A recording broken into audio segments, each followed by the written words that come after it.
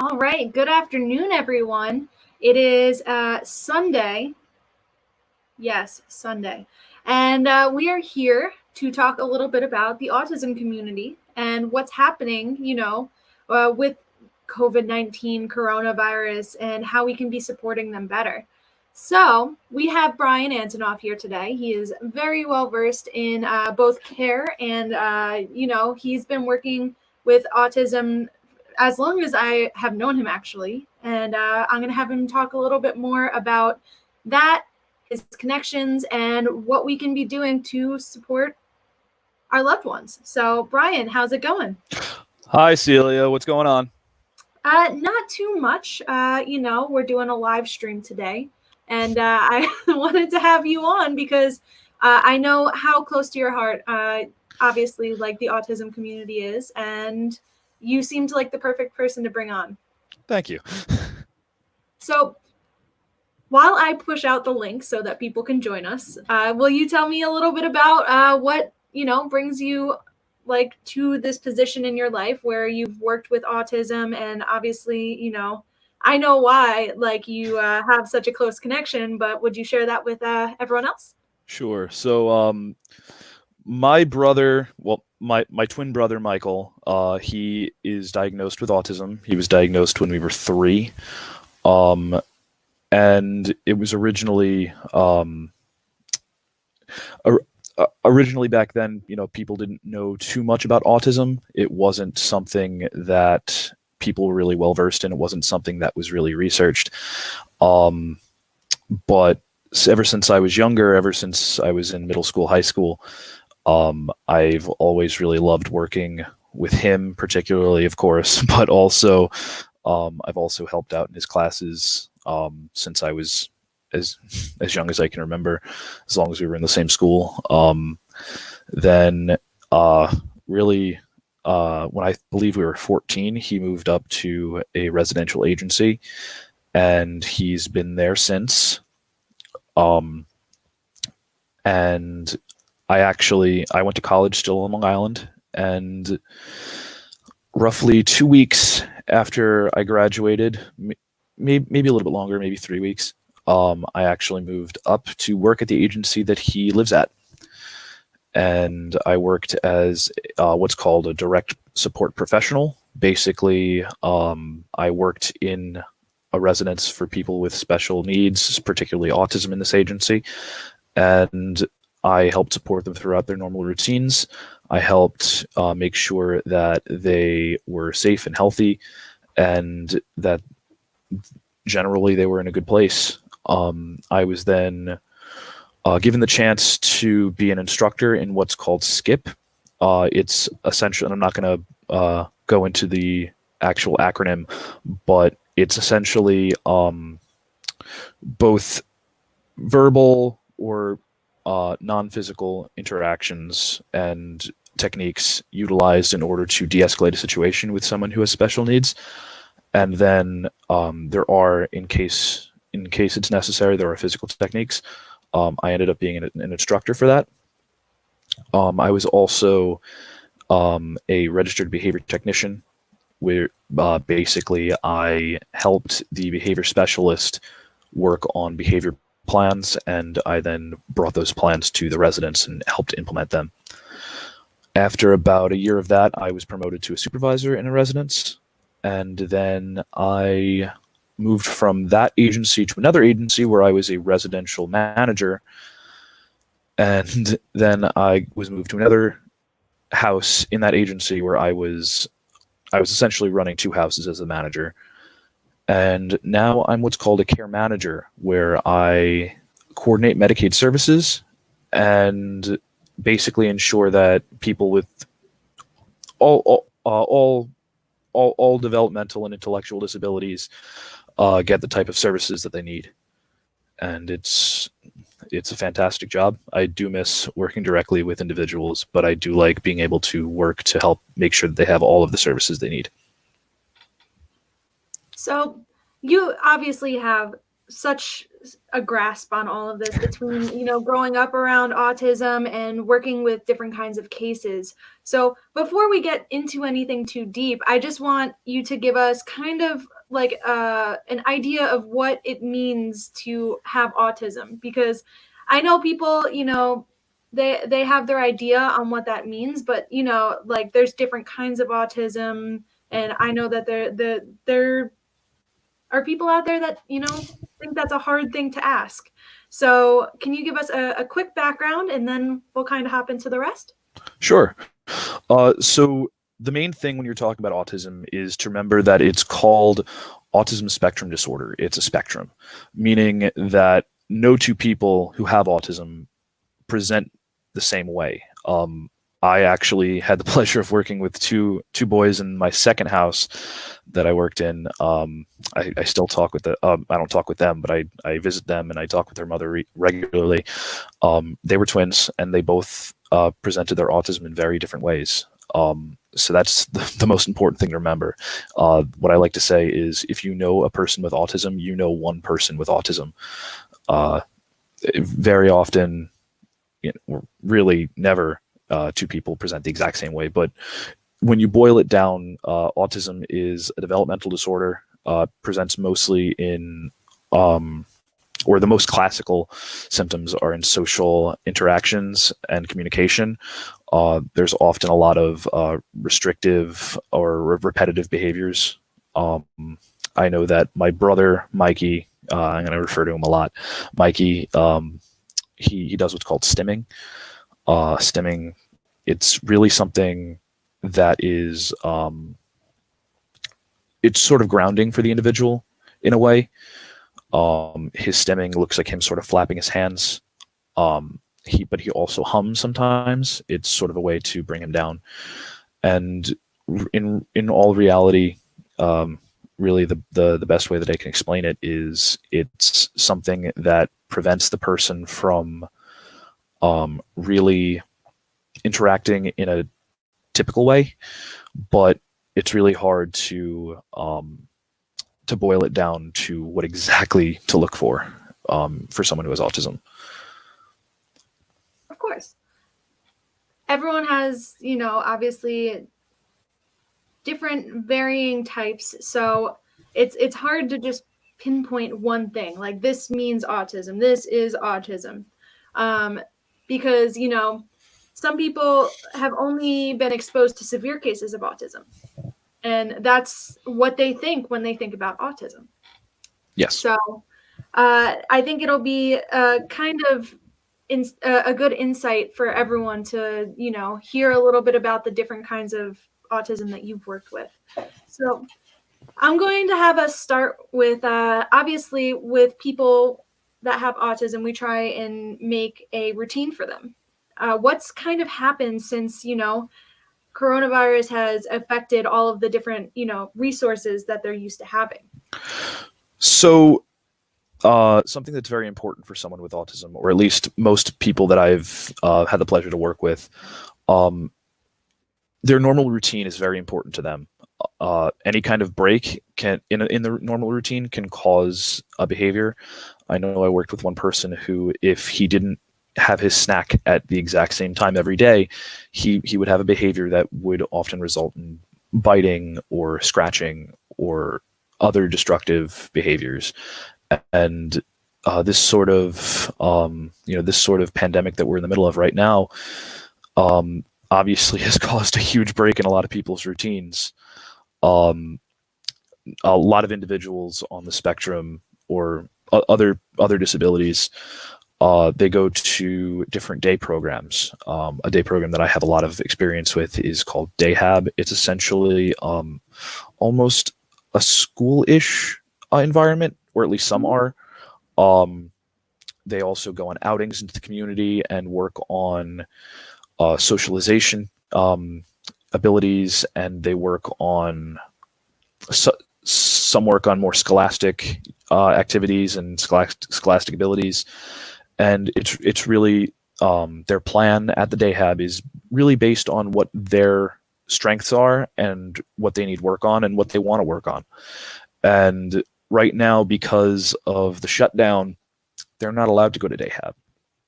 They're not allowed to go into the community, and it's something that can cause a real issue for a lot of people. I know that one of my friends actually works in a dayhab, and their particular agency is providing dayhab supports within the residence during this time, during the normal dayhab hours, which are typically between about 8 o'clock and 3 o'clock.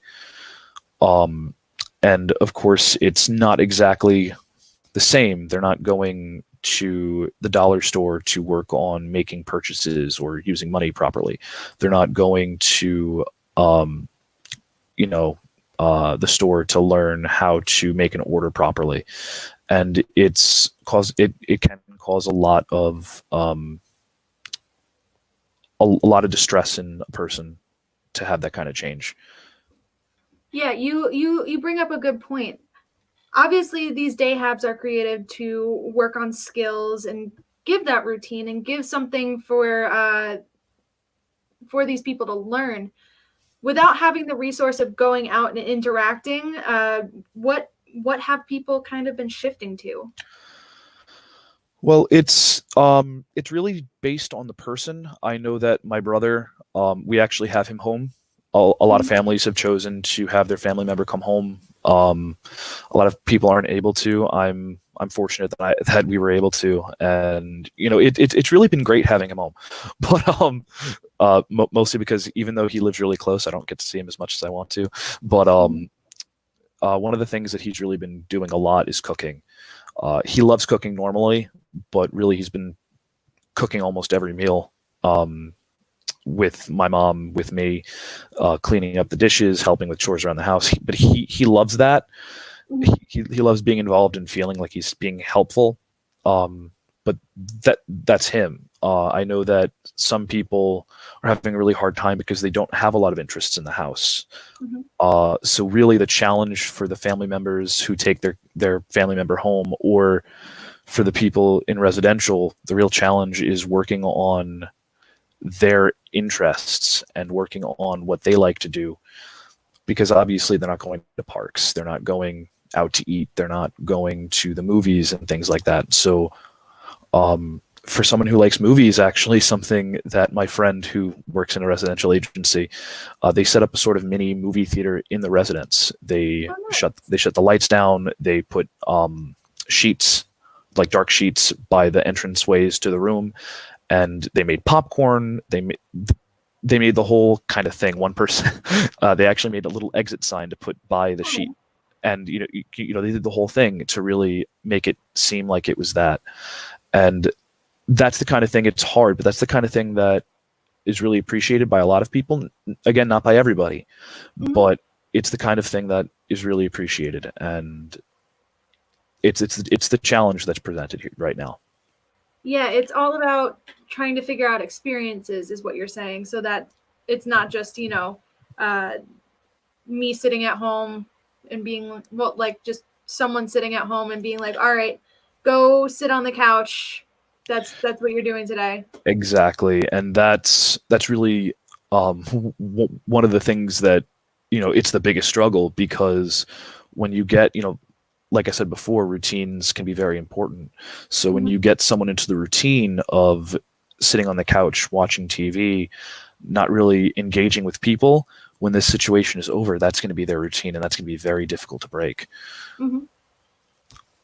What would be your recommendation for people at home trying to figure out what interests to build the new routines around? So one of the things that we've been trying to do with Mike is we've been really trying to maintain his normal routines as much as possible. Obviously, he's not going to dayhab, but we've been trying to stick to around the same time to go to bed, around the same time to wake up, which he's very good with.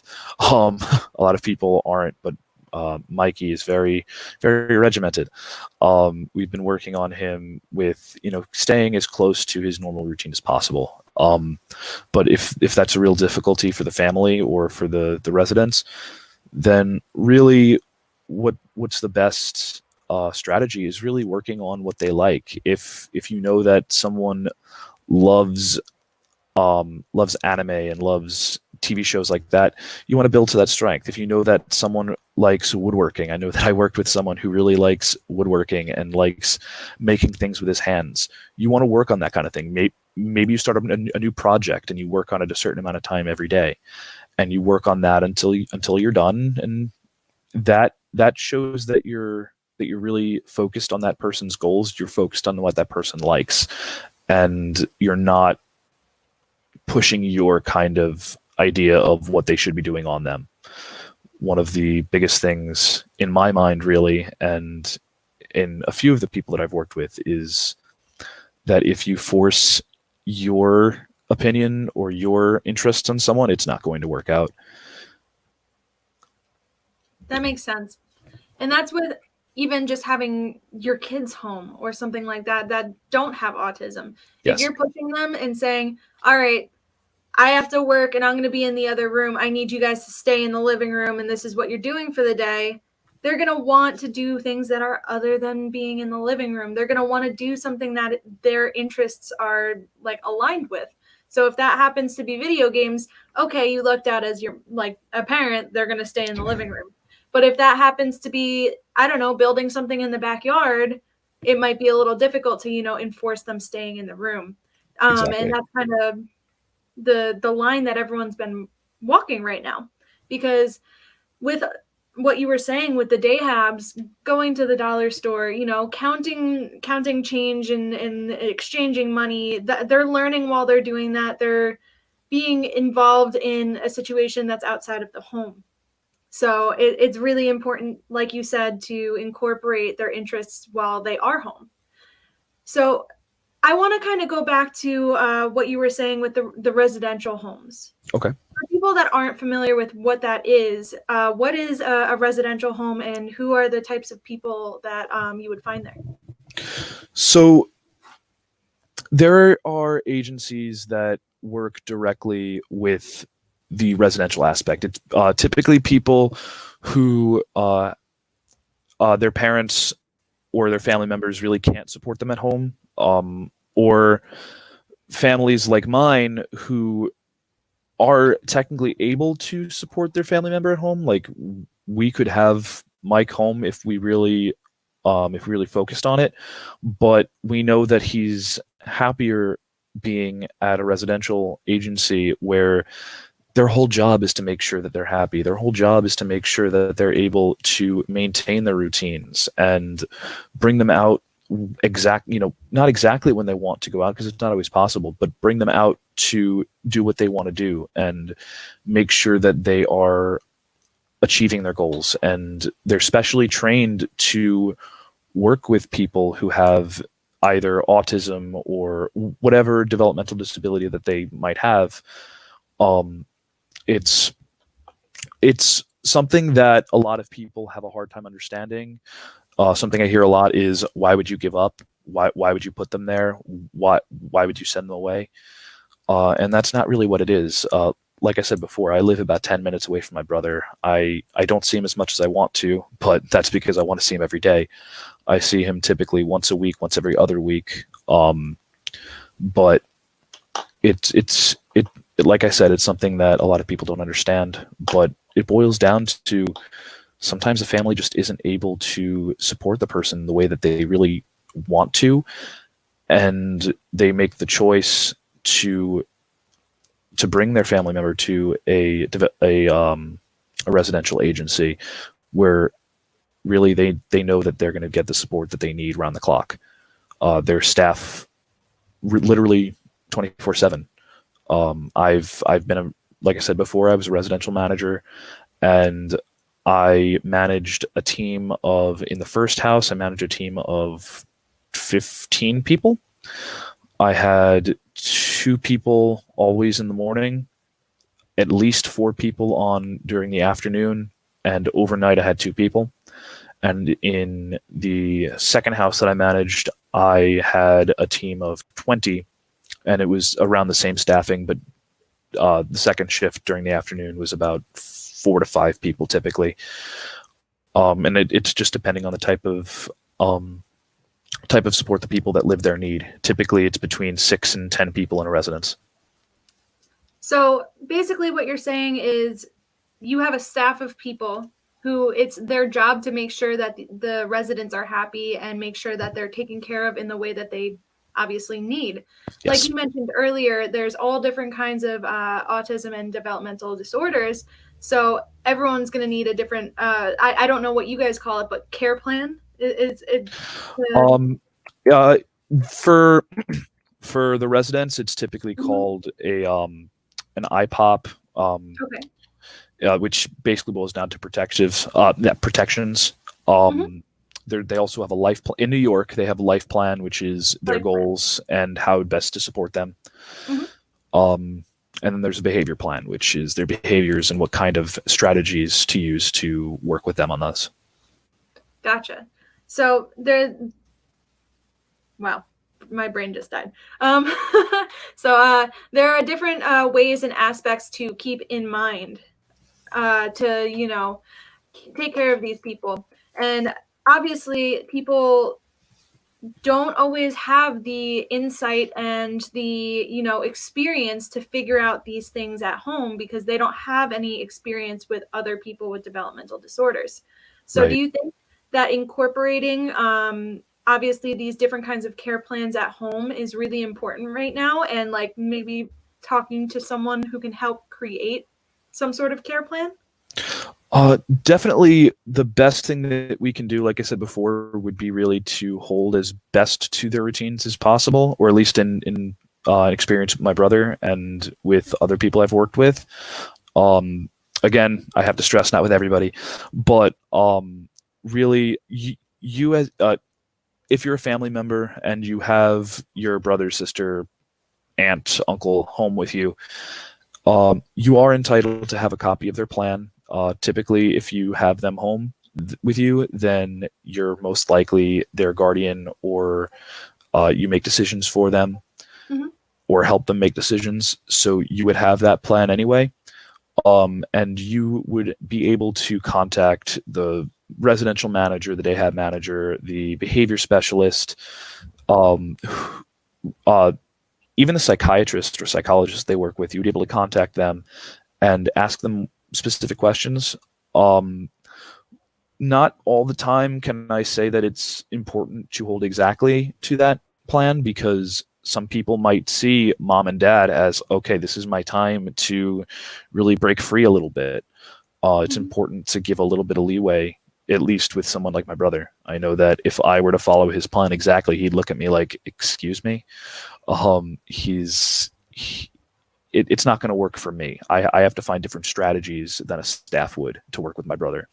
And that's really typical with a lot of people that I've had encounters with. You have to develop your own way to work with someone that is in accordance with the plan, obviously not going against it. Mm-hmm. So It's a hard balance basically, as a family member.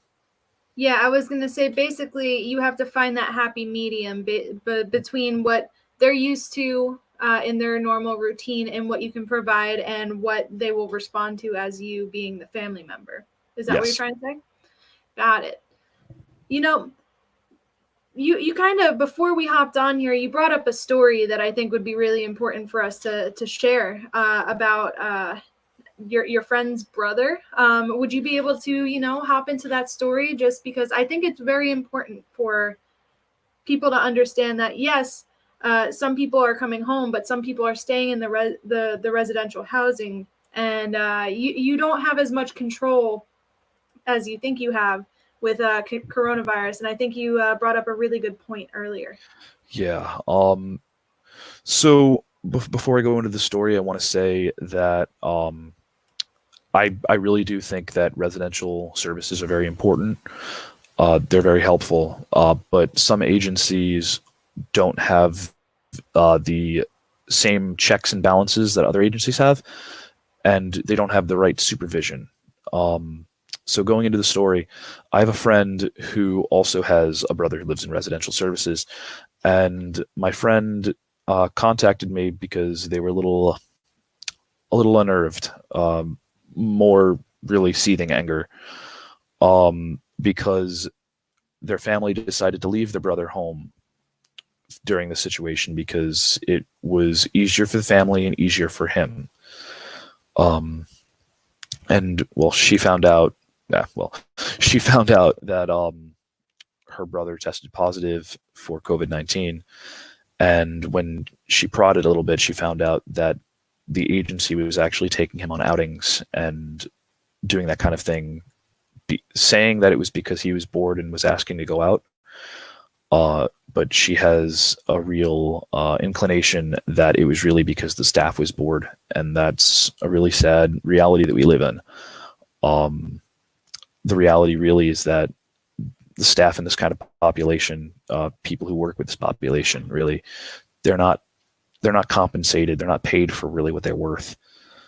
Starting pay in 2 of the agencies I've worked in is around $11.50 if you don't have a bachelor's, and it's about $13 if you do. And really, for what you do, you're helping someone live their life in a way that is fulfilling to them. For that kind of pay, you really have to love what you're doing, or you really have to need a job. And unfortunately, this agency, they had staff who was willing to compromise this person's life and health just because either they were bored or they didn't, or if it really was because the person wanted to go out because the person was getting annoyed and they didn't want to deal with behavior, which is really sad. So basically my point to that story is I personally, I don't see a way that my brother would be where he is right now if it wasn't for the residential services that he gets at his house. But there are some bad seeds and some agencies that really do need to give more training. And again, I really can't put it all on the agency or on the house. I can put it to the staff, that the staff wasn't following proper protocol and this person suffered for it. Yeah, and that is a little bit of a shock to hear, because when you think of like, hey, I'm sending my child, my uncle, my whatever it is in terms of relation to a home, you're expecting them to be taken care of. And obviously, like with what you were saying, with the amount that people are having their starting pay and getting involved, they either need to love what they're doing or really need a job. And the people that really need a job kind of need that extra training, that extra wake-up call to kind of feel the weight of, I am affecting this person's life. Exactly. So just for them to, be like, oh, we're going to go and do this just to get them out of the house, that obviously had a toll on someone catching coronavirus, which for the average person to catch, you can catch it taking a box inside from Amazon. You can get it at the grocery store. You can get it just touching a doorknob. Like, why would I it just boggles my mind that someone decided, oh, we're going to take a group of people out into public, especially after hearing everything on the news. Exactly. So, I don't know. I have no other words for that other than shocked. It's a really sad situation to everybody, not just to people who are dealing with family members or working with family members who have autism or other developmental disabilities. Just be smart. Mm-hmm. Yeah, and that obviously there's a difference between obviously leaving someone at the residential home and bringing them home during coronavirus. I know we touched upon some things that people can be doing to create a routine. Sorry, I have like a headache, so I'm a little. But I get it. The weather has been getting to me. But creating a routine at home and figuring out ways to keep them engaged. Are there other, you mentioned Mikey is helping with cooking and cleaning, but are there other things that you have seen in the past that kind of align with different interests that people may be able to look into? So one thing that we had actually talked to his residents and his behavior specialist about is when he's at day hab, sometimes when they're not on days that they don't go out, he works on some worksheets that are specifically for what he's working on. He's working on writing a little nicer because his handwriting, I can't really even call it handwriting. I can say that because he's my brother. But his handwriting really needs a lot of work. So he works on some handwriting worksheets. He works on some basic math worksheets. He works on separating change, works on that kind of thing. So if you are having your family member home, I would contact their day hab or their behavior specialist and get any kind of materials that they're working on at the day hab, have them emailed to you, print them out, and work on them at the house. Make a sort of time, make a schedule that you basically go on to make sure that there is a routine, so that when everything goes back to normal, which we're all hoping is soon, make that transition back a little bit easier. Because if you don't have some sort of structure, it might be a lot harder to transition back. Gotcha. And I kind of want to pivot the conversation a little bit right now, because we're obviously talking about ways that we can be providing normalcy and providing different activities for people who are home with their families. But family members aren't always, the most akin to how to handle things. So I know that there's a variety of different reactions that someone may have when they have a developmental disorder. Do you have any insight as to how people can handle things like maybe a breakdown, or if someone's not listening to some instruction, like, oh, it's time to go to bed? What would you say in those situations for people who may not know how to handle? Well, something like the person, and you hear the word a lot, being defiant or being non-compliant is really the big one. Something to know about that is that, they're really, it's a person with a disability, and the person part comes first. If they don't want to go to bed, they don't want to go to bed. There's really no set time at a residence that they go to bed. It's just earlier when I spoke, I was really talking about their own personal bedtime. I've worked with individuals who went to bed at 9:30 every night, and I've worked with individuals who didn't really know what a bedtime was. They would go to bed whenever they decided, whenever they were dropping. So really, with that, it's really important to, especially if they're if it's like an older person, not a child, give them a little bit of leeway. They're home with family. Yes, you want to keep a routine, but you also want to keep that balance with, you're their family, you're their safe zone, you're someone who, they love. They might love their staff, but, it's a different thing being a family member. Another thing with the behavior is, you might have your own ways to deal with behavior that your family member's having. I know that my brother, he does not have any physical behaviors. He does, when he gets a little bit overwhelmed or when he gets a little angry, he will vocalize loudly. He'll sort of yell a little bit. He'll like I said before, he'll stim with his hand, sort of like a flapping motion. Yeah. And that's sort of like a self-soothe, but in like I said before, in the behavior plan that you can get from the residents or the behavior specialist, it'll give an idea of really how to work with the person and how to help them get control of their own body back, or regain control of the situation. But in reality, you really have to go on your knowledge of the person, because you might know something that the behavior specialist might not. This is true. That's very true. Sorry, I wasn't trying to cut you off, but no. I think that you brought up a lot of good points in that, and I want to touch upon some of them. So the first one that you kind of brought up is, you are dealing with a person with a disability. So you shouldn't be talking to them as if you're just ordering them around. You're talking to a person. So yes, in terms of what you mean by that is, instead of just like saying like, no, go do this, go do that. You should be having a good communication. Is that right?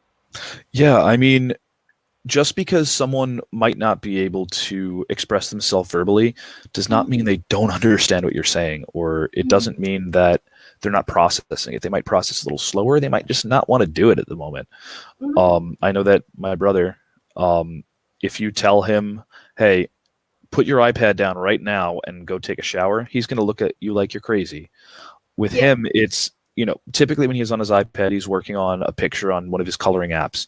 So, with an example would be working with him, taking a look over his shoulder, seeing that he's working on a picture. Hey, that looks really cool. How about when you're done with that picture, we'll go take a shower? And he's typically really okay with that.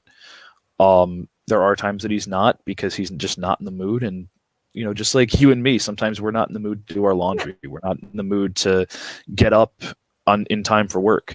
We're, we're not in the mood to go clean up after the dog. And we have that choice. And a lot of people that I've seen work in the field, particularly people who have never really had a lot of exposure to people in this kind of situation, they go in like a wrecking ball. Expectation for the people, and they're not up for that.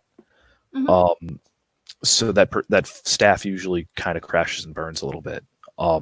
Yeah. So the most important thing is to really give that person a voice in what goes on, and really remember that you're dealing with a person who needs a little bit of help. You're not dealing with an animal. You're dealing with a human being. And that's something that a lot of people struggle with.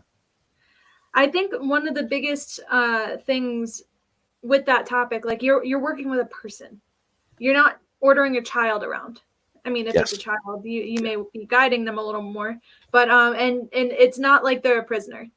It's not like they need to. You have to go do this now. Yes. Because even if you're parenting or you're living with someone, like obviously if you say go do this thing, they're going to have that moment of like, well, you're not the boss of me. Like you're not designating all of my actions for the next 20 minutes while I go and do the dishes. So you have to remember that you're having a back and forth conversation, and communication is always key. So I am really glad that you brought up that point. And then also, I'm trying to remember back. You were wow, this headache is getting to me today. I do these every day, and I'm just like, whoo, today. I'm sorry that it's your episode, but I mean, no, it's fine. forever. Someone needs some sleep. It's not the sleep; it's the weather. It's raining. Right. Yeah. But I want to talk a little bit more about, we were talking about like the example I brought up was going to sleep. But maybe it's not going to sleep. Maybe it's working with, obviously, their loved one that has autism to ask them to do something. You mentioned like hey, when you're done with this, let's go to take a shower, obviously. What are ways that people can, still have a positive impact, but, maybe work to get to a goal, if that makes sense? Yeah. So again, the most important part is knowing the person that you're working with, and kind of making a game out of it. I know that someone I used to work with, he really, one of his things was he loved playing catch. No matter what was going on, if he was having a behavior, if he was trying to, this person had a lot of OCD behaviors. If he wanted to rearrange something, if you started playing catch with him, he would forget about what was going on. And a real strategy that I use a lot is first then. It works with a lot of people, not only people with special needs. It works with neurotypical people as well. First, you do a thing, and then you do or get something that you like. And usually we like to sandwich that kind of thing. So good thing, expectation, good thing. That way, it's sort of not only rewarding the person for it, but also giving them a little bit of a primer. That way, it's a little bit less jarring to do something that's really not favorable, like doing the laundry or cleaning the dishes. Mm-hmm. That makes a lot of sense. And thinking back to, like, for instance, like parenting a small child, like if you want a 3-year-old to do something, you're not going to say, hey, 3-year-old, go put away your toys. You'll say something like, okay, honey, I see you're having fun doing this. When we're done eating, maybe we can put away the toys and then we can watch a movie. Yeah. And that kind of softens the blow of the chore or the whatever it is that the person doesn't really want to do. Exactly. And another really important thing is, remembering, like I said before, they're a human being, and what's one of the most important things in a person's life? The connections that they have. One of the most important things you can do, obviously as a caretaker, but also as a staff, is to make a really strong connection. And one of the things that I really focused on was there was one person, and this is an example, one person that I worked with, he really, really liked things like Godzilla, Power Rangers, things like that. And I knew nothing about that, nothing at all. So on my free time, or even when I was there and it was a little bit of a lull, I would look up some of his interests. I would do some research. I would find out things about it, and I would ask him questions. And that really forged a bond that we still have. I visit him once in a while, make sure he's doing okay. He asks about making some friends with some of his staff, and it made an impact. Something as simple as, hey, remember that fight that Godzilla had with Mothra in whatever movie it is? That sparked a huge conversation, and it made him really. It left a huge impact on his life, and that's really nothing that can be replaced. And that's really one of the most important things in helping a person, is forging a genuine, not a forced, but a genuine connection. Yeah, creating common ground is one of the biggest things with any relationship, especially if the person realizes you took that effort to obviously learn something to make that connection. I know, for instance, you brought up anime. My boyfriend watches anime. If I sat down and watched My Hero Academia and then called him up and said, I am on episode 22 and I really need to talk to you about this thing, the appreciation level would be like way up here because I took an interest in something that means something to him. Exactly. And obviously, like I'm using that as an example just because you brought up anime, but I think just taking a second to whether it's someone with a developmental disorder or someone without, take an interest in something that one of your loved ones is into is very important. And I know that obviously in that situation, it meant the world to that guy because he had someone to talk to about his interest.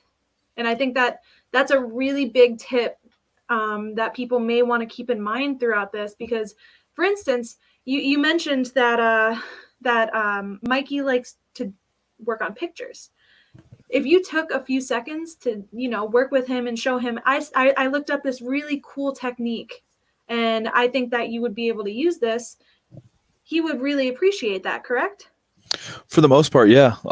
He used to really do a lot of painting, and I think he kind of got bored of it.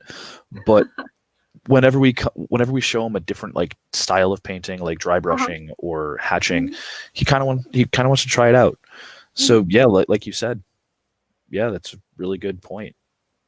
Yeah, and Lori in the comments says, of course, because it shows you care about what the other person likes, which is a big point. Exactly.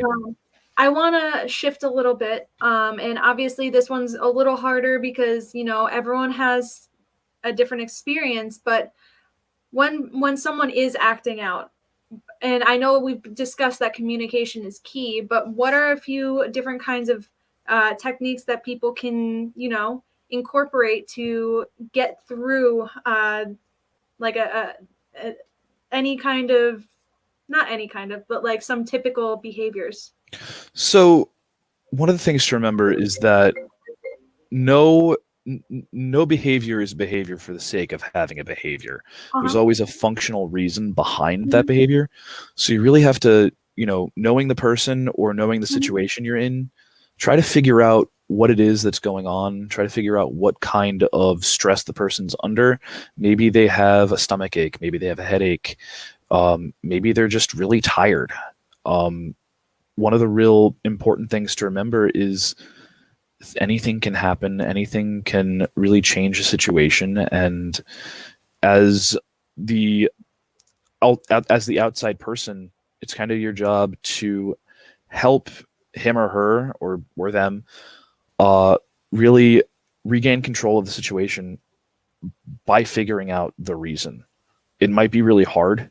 I know that especially with someone who isn't verbal, like my brother doesn't really talk too much.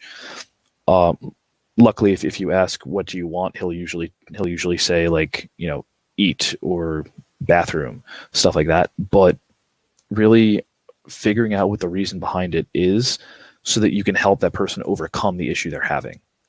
Um, a lot of new staff or a lot of family members think that it's just the person having a behavior because they're just annoying, but there's always a reason.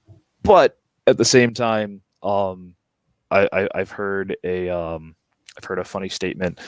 Um, you have to separate the A from the B, the autism from the brat. That's something that my mom used to say all the time because my brother kind of realized that, hey, I can get over on her like this. So it's like I said, it's on knowing the person, knowing if they want to mess with you, and knowing their personality and knowing the situation, knowing how to help guide that person back to regain control. That makes total sense because obviously, like, for instance, I have a headache right now. I keep forgetting things because there's a headache. But I'm aware of that. I took headache medicine, and that's something that I know about myself. When you're working with someone else, and or like I keep bringing up the example of like having a small child. Like I know that it's not the same, obviously, but Right. if someone's having an issue and they don't have the ability to say like, "Hey, my head hurts," or they aren't verbalizing it in the easiest way, obviously they're going to get upset, and that would be the stem of that problem.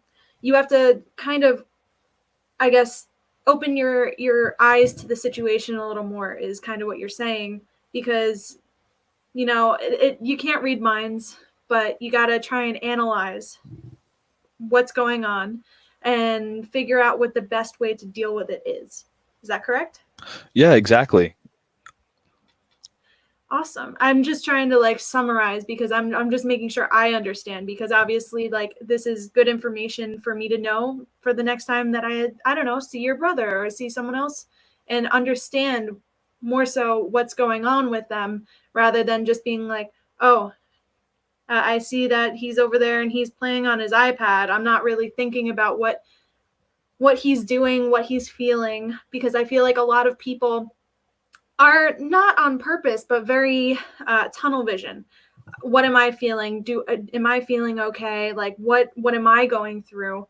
And not thinking about what everyone else is going through, which I think is probably one of the biggest issues with, for instance, the residential houses or people at home, that they're not taking the extra step to have that empathy towards what obviously other people are going through. Right. So I think that the biggest takeaway is that, we have to have open communication, and we have to think a little bit outside of our typical me mindset. Yeah, it's very easy to default to kind of all right, I want to do this, so this is what we're going to do today. I know that a lot of my staff would always come in with an idea of, hey, I want to go to the movie theater today because I want to see Uh-huh. Suicide Squad.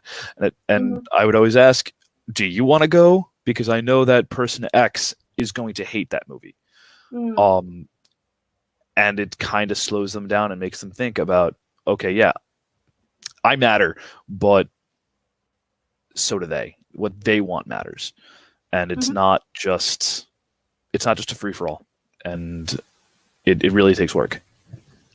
Definitely. And we have another comment from Lori. Lori said, the child or person gets frustrated, and if they don't know what it is, they try to talk in a calming voice to try and find out what the issue is. I know Lori works with my mom and dad at Long Island Orthotics and Prosthetics, and they have all types of clients that come in there. And sometimes, someone has an issue, and it takes a little bit to get the answer as to what the problem is. So Lori, thank you for the comment. And it's all about finding out and communicating. Yeah, I think that's a really good point, because a lot of people who, especially, like I said before, a lot of these things are about people who are just coming into the field or never having had an interaction with this kind of population. A lot of people come in and think that it's their job to order the person around, and when they see the person having a meltdown or having going into crisis, they think that it's their job to, hey, you need to calm down, relax. It's always best, well, not always, but usually, hey, what's going on? Do you need some help? Do you need some time? Do you need to cool down? What can I do to help you? If the person is verbal and they're able to speak that kind of thing. Otherwise, what works for my brother is to maintain a little bit of distance and, hey, Mike, what's going on? Do you need something? And he'll say need yes or need no, and you go from there. It's really about controlling yourself, because you don't want to control the person. You want to help the person control themselves. You need to control your own emotions to make sure that they don't overtake the situation and make it worse. One of the companies that I know does best with this is obviously Disney World.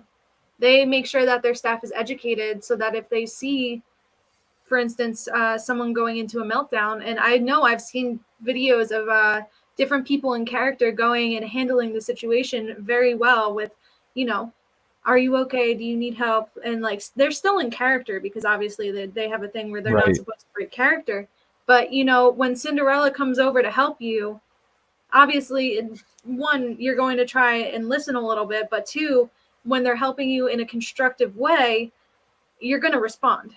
Exactly. It's not someone going, you need to get this kid out of here, because that's probably the worst kind of response 100%. that anyone can have. 100%. It definitely is something that would happen at a normal establishment. Obviously, somewhere like Disney World, the entire staff has to go through training for that. So the entire staff knows what to do.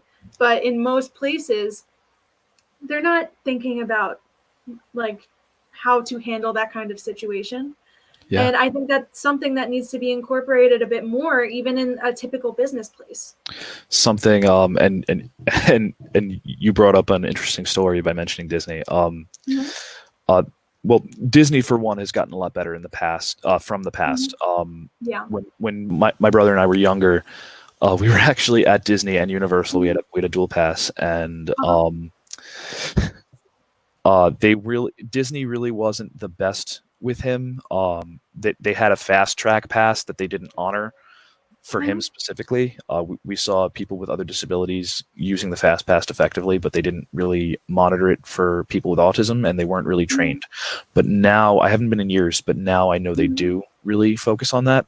But the story, when we were younger, Mike used to run around a lot. He used to run away, and we were in Universal, and we were at the One Fish, Two Fish ride from Cat in the Hat.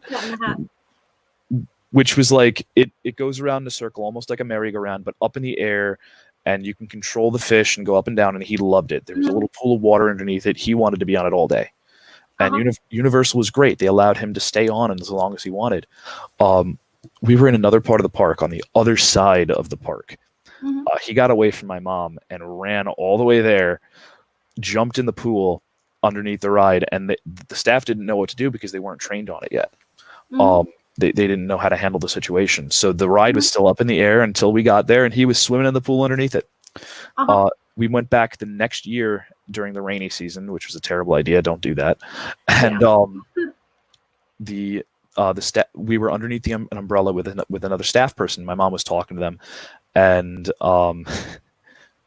apparently they had been using that story of my brother diving into the pool as a training point. Oh, really? So did they remember your brother, or just did it happen to be brought up? It happened to be another staff. My mom was telling about the story, like, oh, last year this happened, and the staff was like, wait, that was your son? Because they used it in training now. Well, I'm glad that, that experience helped out Universal as a whole. Yeah. But it probably shocked a few people, and I'm going to have you continue, but we have a point that, Lori brought up. Out in public, people don't have patience. They're quick to get annoyed, but by someone who isn't acting right instead of understanding what they need. And that shock probably, to those staff members was, oh my God, how do I handle this? But with what Lori's saying, I don't think it's so much about I think they're getting annoyed because it's the lack of information that they have on how to handle it. Because when you don't know how to handle something, you either have the oh my God response, the get this kid out of here response, or the what do I even do response. So I feel like if people had more information, I feel like they might have more patience. It's true. It's really a hard thing. I don't think that we do a very good job of educating the public on this kind of topic. And because of that, people have a really hard time accepting, not so much now, luckily people are educating themselves, and it's becoming a lot more prevalent today. Whether it's just that the diagnosis is more common because more people are getting tested, or whatever. But I think that it's becoming a little bit more common knowledge.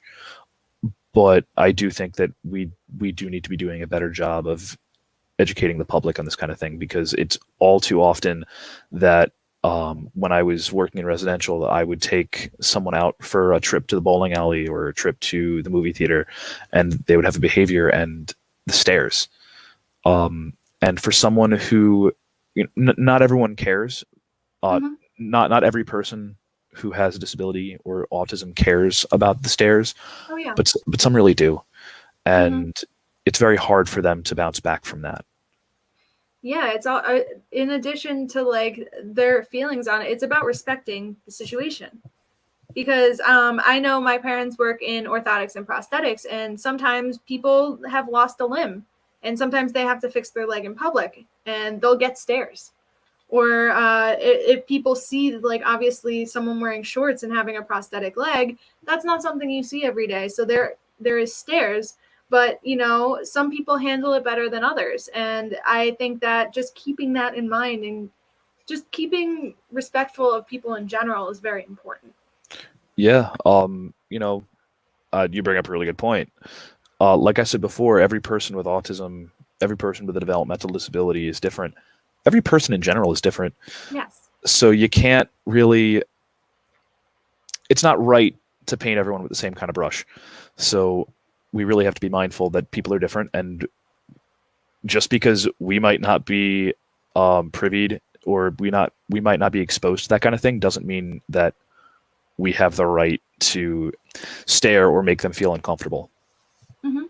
And I know that you have to run soon, but I do want to bring up one more point, because some of our conversation has made me think about this. We've discussed how, autism has all different ways of manifesting, and obviously there's a spectrum. I follow one girl on TikTok, and she has autism, but, autism in guys, autism in girls are a little different. And one of the biggest points that she talks about is she had to learn to mirror different kinds of, social cues, I guess. Okay. And she talks out about how you wouldn't know I have autism, but I have autism.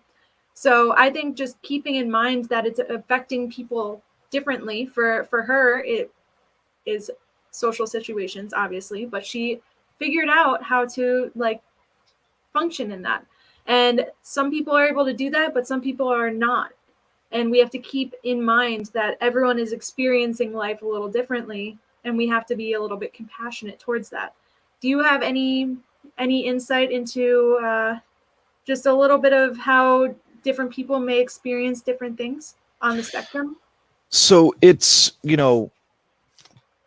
like I said before, and like you said, autism is a spectrum, and there are people like my brother who have a hard time talking, and there are people like I'm not sure who this person is on TikTok, but I'm gonna find it. okay, As you know. but someone like them who it manifests very differently. Something that we really have to be conscious of, especially today, is anybody that we have come into contact with can have a developmental disability, can have something going on in their life, even just losing a family member, that is hard for them, or that they have to really consciously focus on dealing with. Obviously, this is something that this person really struggles with and really focuses on. Mm-hmm. For her to learn to mirror how to act in different situations and how to replicate behavior based on a social cue. That's one really impressive on her, but because I know a lot of people have a hard time with social cues, even neurotypical people. But that's just a demonstration of how different people with autism can be, and it's a sentiment to what I said before. Different, one person with autism.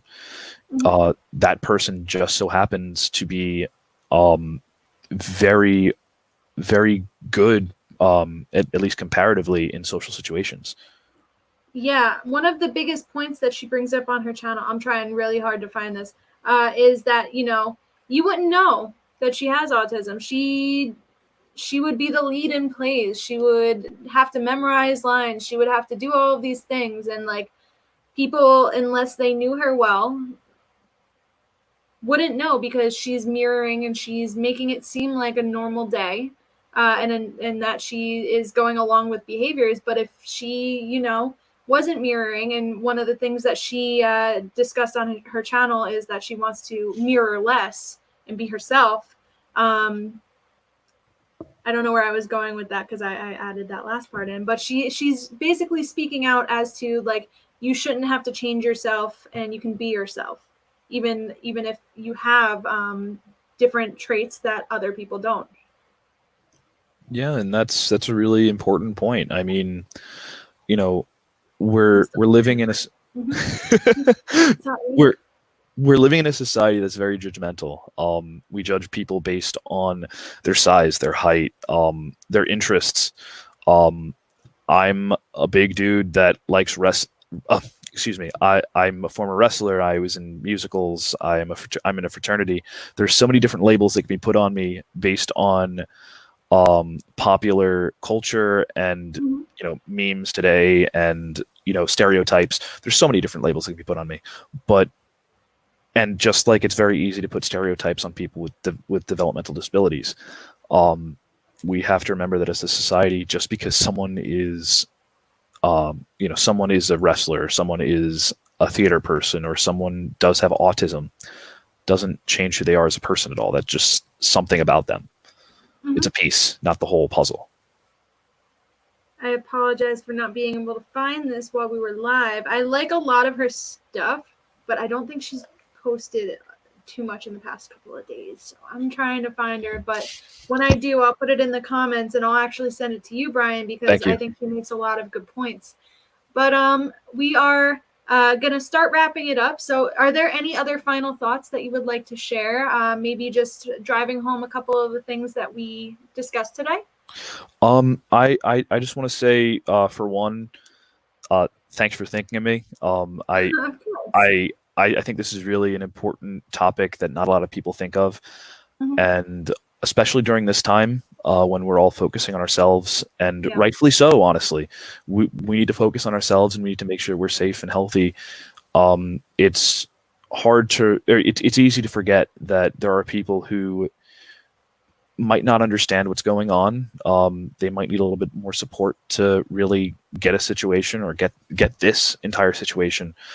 And especially now during this time, it's important to remember that, we need to help each other and we need to be there for each other. So thanks for having me. And No problem. yeah. I think that, yeah, right now is more so about communication, community, and just taking care of each other, like you said.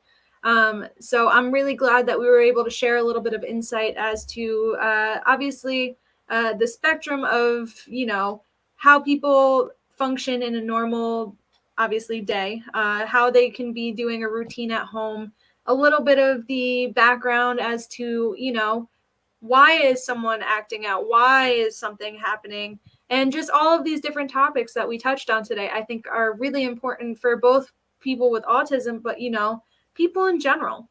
Because obviously, if someone had like a routine of they wake up, they go to the gym, they go to work, they go do this, and they were totally like rug pulled out from under them, obviously there's going to be some sort of emotional response to that. So just keeping those kinds of things in mind with both, obviously, like we said, people on the autism spectrum, but obviously, your mom, your dad, your brother, your sister, whoever it may be, is going to make everyone feel more understood throughout this entire process. So thank you for coming on and giving us a little bit of background from your years and years of experience. And I really appreciate you taking the time.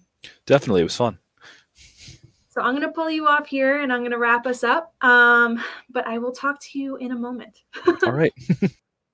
So thank you to everyone who tuned in today. I know that obviously autism is an important topic for us to bring up just in general, because there's a lot of understanding that can be had both by people who are affected by autism, people that are taking care, or people that you see out in public.